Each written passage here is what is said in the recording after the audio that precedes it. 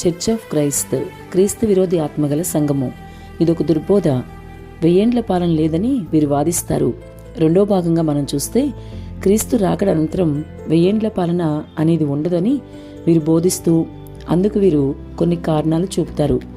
2 కారణాలు గత వీడియోలో మనం చూసాము. మూడోది వీరు చెప్పేది ఏదనగా కేవలం ముద్ర వేయించుకొని వారే 1000 సంవత్సరాలు పాలిస్తారు, అందరూ అని లేదు. అందరూ అని ఎందుకంటున్నారు అని వీరంటారు. అయితే ముద్ర వేయించుకోని వారికంటే ముందుగా నిజ క్రైస్తవులంతా పరలోకం వెళ్ళిపోతారు. వారందరితో కలిసి ముద్ర వేయించుకోని వారు క్రీస్తుతో కలిసి భూమి మీదకి వస్తారు. వారందరికీ ఆయన రాజులకు రాజుగా, ప్రభువులకు ప్రభువుగా పరిపాలిస్తాడు.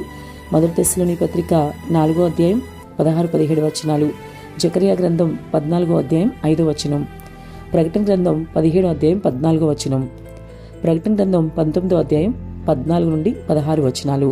ఇవన్నీ కూడా మరి ఏదైతే వీళ్ళు మాట్లాడుతున్నారో మరి దానికి సమాధానం చూపించడానికి ఈ వాక్యాలన్నీ కూడా మనం చూపించవచ్చు.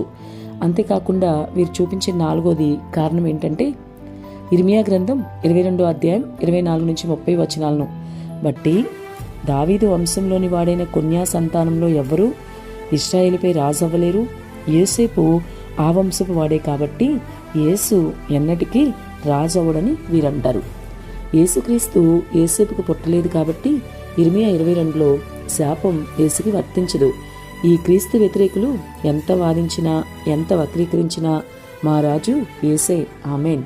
ఆయన త్వరలో భూమిని ప్రత్యక్షంగా 1000 ఏండ్లు ఏలబోతున్నాడు, ఆమెన్.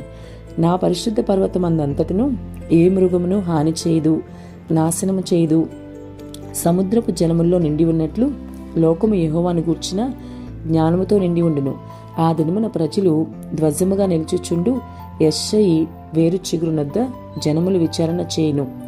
ఆయన విశ్రమ స్థలము ప్రభావమగలదగును అని యెషయా గ్రంథం 11వ అధ్యాయం 6 నుండి 10 వచనాలు చెప్తున్నాయి. వీరు చెప్పిన 1000 ఏండ్ల పాలన గురించి 100% తప్పు. కాబట్టి సంగమా జాగ్రత్త. వీరి దుర్బోధ విషయమై నువ్వు జాగ్రత్తగా ఉండాలి. వీరి దుర్బోధలో పడి నిన్ను నువ్వు మోసం చేసుకోకు. వీరి దుర్బోధల గురించి మరిన్ని విషయాలు తర్వాత వీడియోలో చూద్దాం.